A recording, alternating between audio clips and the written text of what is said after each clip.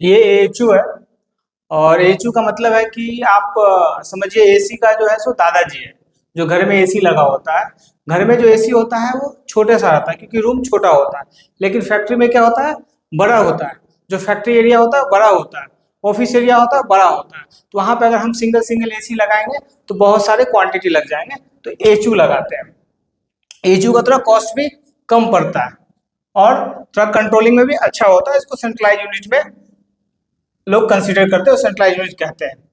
अब हम बताएंगे आपको कि एएचयू में क्या क्या होता है और इसके जो है कैसे हम कंसीडर करेंगे। सीएफएम कितना सप्लाई होगा, कितना रिटर्न होगा, कितना एग्जॉस्ट होगा, कितना फ्रेश एयर होगा। जो ये सिस्टम है ये परफेक्ट है। कई सारे एएचयू होते हैं उसमें सिर्फ ओए लेते हैं और सप्लाई कर देते हैं, मतलब बाहर से हवा लेते हैं और उसको ठंडा करके रूम में दे देते हैं। जैसे ये एएचयू है, आप देख रहे हैं ये वर्टिकल मोड में, मतलब आप सामने से देखेंगे तो खड़ा एएचयू है। अब इस एएचयू में आप देख रहे हैं ये एस ए एयर लिखा है, मतलब सप्लाई एयर आउट है। यहाँ से एयर कूल होके बाहर जा रहा है। और यहाँ से लिखा है रिटर्न एयर इन, ये जो एयर है रूम के अंदर से आ रहा है। और ये है एग्जॉस्ट एयर, ये कुछ एयर यहाँ से बाहर जा रहा है।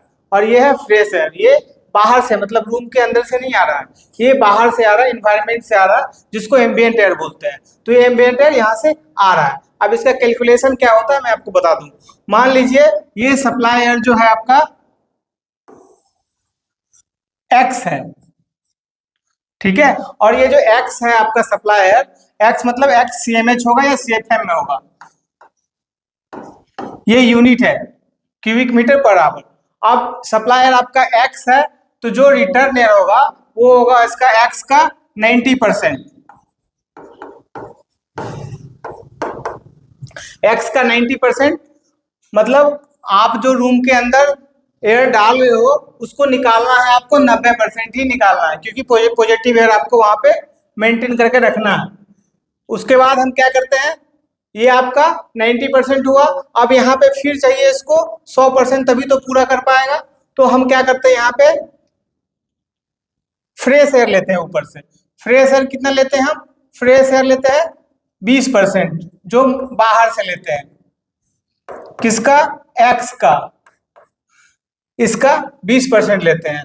अब हम एग्जॉस्ट कितना करते हैं, तो एग्जॉस्ट करते हैं हम यहाँ पे 10%। किसका, एक्स का, एक्स का 10% एग्जॉस्ट करते हैं। नॉर्मली जो है ये वाला जो एग्जॉस्ट है यहाँ पे होना चाहिए और ये यहाँ पे होना चाहिए, लेकिन कुछ फैक्ट्री में कस्टमाइज होता है, वो अपोजिट यूज करते हैं। बट स्टैंडर्ड है ये आपका फ्रेश एयर यहाँ पे होना चाहिए और एग्जॉस्ट एयर यहाँ पे होना चाहिए। अगर आप ऐसे में यूज करते हैं तो कूलिंग कॉइल की कैपेसिटी बढ़ जाती है।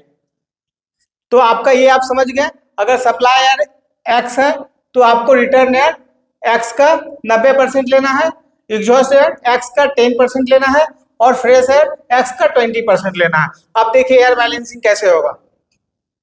आपने एक्स का 90% यहाँ से लिया, 20% यहाँ से फ्रेश एयर बाहर से लिया, 110% हुआ और 10% आपने बाहर निकाल दिया। कितना बचा, 100%। 100% यहाँ पे एयर आ गई जितना आपको चाहिए, मतलब एक्स का जो है 100% यहाँ पे आ गई। अब यहाँ पे क्या है, ये प्री फिल्टर और फाइन फिल्टर है। पहले होता है प्री, फिर होता है ये फाइन फिल्टर। फाइन फिल्टर को बैक फिल्टर भी बोलते हैं, और जो प्री फिल्टर होता है उसको बॉक्स फिल्टर बोलते हैं। ये बॉक्स फिल्टर होता है, छोटे छोटे पार्ट में होते हैं, 600 बाई 600 के आसपास होते हैं। वो कस्टमाइज होता है, जो फिट बैठता है फ्रेम में उसके हिसाब होता है, बट स्टैंडर्ड जो है वो 600 बाई 600 का आता है। यहाँ पे ये क्या है, आपका रिटर्न फैन है। कई सारे एचयू में रिटर्न फैन नहीं होता है, क्योंकि वहां पे जैसे स्टैटिक प्रेशर ज्यादा है इंटरनल, मतलब दूर से एयर लेके आना है, तब तो फैन चाहिए होता है। अगर दूर से नहीं है, पास में ही है, तो ग्रिल लगा, जैसे कि सीलिंग के ऊपर है तो ग्रिल लगा दिए, वहीं से वो सक कर लेते हैं। और ये है सप्लाई एयर फैन है, इसको प्लग प्लग फैन बोलते हैं। ये बेल ड्रिवन फैन नहीं है, एक बेल ड्रिवन फैन होता है, एक प्लग फैन होता है, मतलब ये एक्सियल के साथ डायरेक्ट कनेक्ट है पंखा। और ये है आपका ड्रेन पॉइंट है, ड्रेन कनेक्शन है। ये ट्रे है, आप जो देख रहे हैं ये ट्रे है, ये यहाँ पे क्वाइल है, यहाँ से एयर सारे मिक्स होके मिक्सिंग चैम्बर से यहाँ पे आता है, फिल्टर को क्रॉस करता है, उसके जो पार्टिकल्स होते हैं उसको वो फिल्टर करता है, फिर आता है इस सेक्शन में ठंडा होके। ये जो कॉइल होता है ना, इस कॉइल के अंदर तो या तो रेफ्रिजरेंट होता है जो ठंडा फ्लो करता है 7 डिग्री सेल्सियस के आसपास, मतलब जो रूम का टेम्परेचर डिजाइन किया उसके हिसाब से यहाँ पे कॉइल का जो टेम्परेचर है वो मूवमेंट करता है। और यहाँ से मान लीजिए 32 का आ रहा या जो भी आ रहा है, 100% फ्रेश है 32 का आएगा, रूम का आएगा तो वही 24 से 25 आएगा या 26 आएगा। तो यहाँ पे हीट ट्रांसफर हो जाएगा और जो रूम का रिक्वायरमेंट है 22 डिग्री सेल्सियस वो रूम में भेज देगा यहाँ से। तो ये है आपका AHU। AHU में आपको जो है हमेशा ये ध्यान रखना है कि pre filter fine filter coil से पहले रहेगा, और जो आपका इसमें क्या एक हेपा फिल्टर नहीं है। क्लीन रूम वगैरह होते हैं या जहाँ पे डस्ट का कंट्रोल होता है उसमें हेपा फिल्टर लगता है। तो हेपा फिल्टर हमेशा जो सप्लायर AHU से बाहर निकलता है जस्ट उससे पहले होता है। मान लीजिए फैन है तो यहाँ से निकल रहा है, तो ये अगर हेपा फिल्टर लगाते तो ये लेंथ बढ़ जाता और यहाँ पे पहले हेपा फिल्टर लगता है, ये थोड़ा फैन इधर होता और फिर हवा यहाँ से क्लीन होके जाता। हेपा फिल्टर जो होता है वो 0.3 माइक्रोन का जो है तक का रोक देता है। 0.3 से छोटा होगा तो वो अंदर चला जाएगा, उससे बड़ा होगा तो नहीं जाने देगा। जो प्री फिल्टर है वो 10 माइक्रोन तक का रहता है, जो फाइन फिल्टर है वो 5 माइक्रोन का तक का रहता है। तो ये आपका है AHU।